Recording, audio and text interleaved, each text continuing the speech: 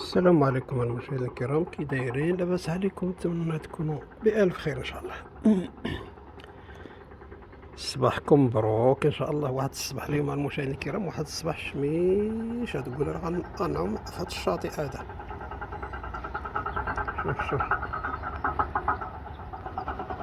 واحد الصباح جميل جميل جميل جميل جدا، جميل بزاف المشاهدين الكرام الصراحه. ولا هو شويه بارد، الحمد لله على نعمة الله الصراحه. والموضوع ديال ماشي هو هذا،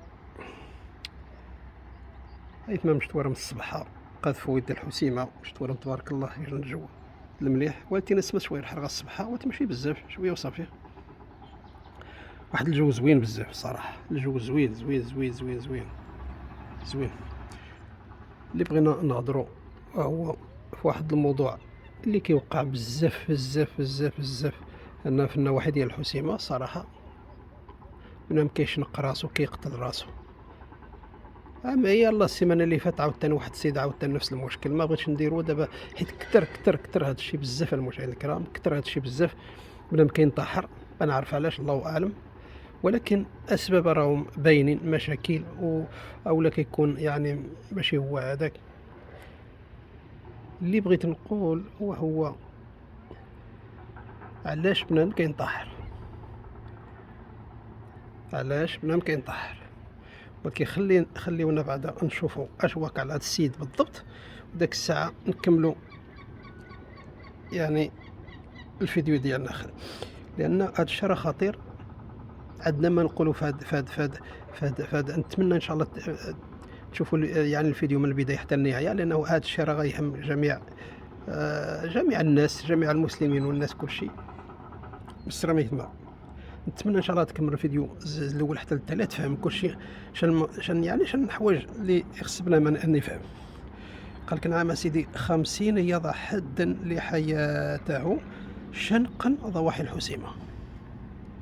هذا السيد هذا مسكين قال لك شنق راسو يعني في النواحي ديال الحسيمة. حنا كنقولوا اقليم الحسيمة.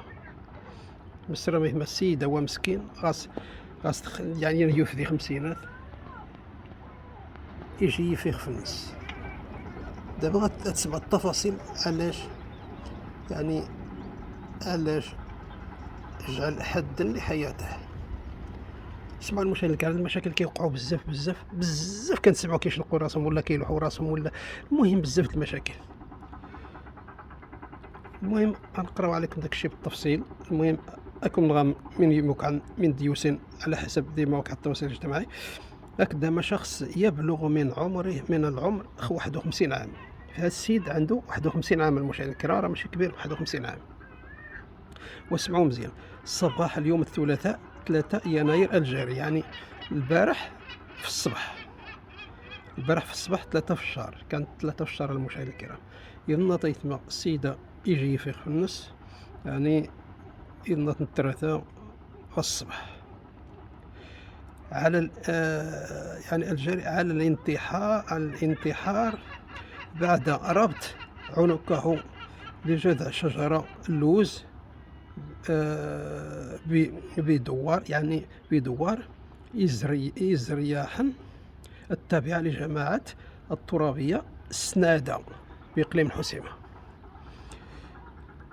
هذا السيد هذا دار القنبة يعني على عنقه، ولاحها فوق يعني فوق شي شجرة هكا، وجبدها، واش دار الكرسي ولا ما دارش كرسي الله أعلم، وانتحر مسكين الله يرحمه برحمته. واخا لان حنا ما نعرفوش الظروف فاش كان هو مسكين الله يرحمه برحمه الله، واخا كيقول لك راه اللي كيختار راسو ما مزيانش، ولكن العلم لله، حنا ما نقدرش ندخلوا في شي حاجه اللي ما كنعرفوا فيها والو. الغائب لا يعلم الا الله. حنا ما نقدروش يعني علاش انتحر، وربما ما كانش فول الوعي ديالو او لا، الله اعلم، لا يعلم الغيب الا الله. حنا نطلبوا معاه يعني بالرحمه ان شاء الله، ربي يرحمه ان شاء الله. هذا الشيء اللي غادي نقولوا، والباقي على الله. مسريت ما السيده مسكين انتحر، شينا كنسندها صار حمث، شنو خوات نسينا سندها صار حمث، شنو زعما الظروف في النص الله اعلم، لان بنادم فوقاش كيكون في شي حاله ماشي هي هذيك، راه يقدر يدير اي حاجه. المهم وكشفت مصادر متطابقة أن الهالك هو رب أسرة وله 4 أبناء. وشوف المشاهد الكريم دابا هاد السيد هذا ما عنده 4 د الولاد، لو كان غير بوحدو مثلًا هو مسكين خلى 4 د الولاد شكون غيخدم عليهم، ودابا الأم غادي تعانى والمهم وزيد، وزيد، وزيد الله يحسن العون الصراحة خصوصًا إلا كانوا صغار، خصوصًا إلا كانوا صغار. إيوا الله يجيب ليهم اللي يقوم بهم وصافي هاد الشي ما نقولو. غادي هو بوزيد غيكون ويتما لأن بنادم يمث يجرح من جهة التمغاض الله يحسن العون الصراحة. الصراحة آآ الله يرحمه برحمة الله، والله يجيب اللي يقوم بهاد الوليدات إلا كانوا صغار. عاد أن لف حول عنقه وربط إلى غصن شجرة اللوز بالقرب من منزله. قال لك ربط الآخر القنب على عنقه، كاين واحد الشجرة ديال اللوز تما، وقال لك تما يعني شنق راسو و وضع بذلك حدا لحياته في ظروف مأساوية. المهم قال لك تما مسكين قتل راسو الله يرحمه ويوسع عليه. وأضاف المصدر النفسي أن مباشر بعد إشعارها بالحادث حلت مختلف السلطات لمعاينة الجثة وفتح التحقيق، فيما تم نقل الجثة إلى المستشفى الإقليمي للحسيمة لإخضاعها لتشريح طبي لتحديد أسباب الوفاة. المهم السلطات راه دارت الخدمة ديالهم، يعني مجموعة من السلطات مشاو لداك الشجرة وشافوا كيفاش مات وكما عنده علاقة بشي حد. المهم داك الشيء ديال كيبقى ديال اللي مكلفين به، حنا ما نقدرش نعرفوا شنو واقع بالضبط. ولكن اللي بغيت نقول المشاهدين الكرام من خصنا حيثما لأن السيد ما يمكن غيخلص هاكا المشكل أندور ما يمكن. حنا نرجعوا للسؤال علاش قتل راسو، هذا هو السبب علاش قتل راسو. غيكون إما عنده مشاكل واما غيكون مسحور او لا يعني المسحور كيكون يعني الجن كيتسلط عليه.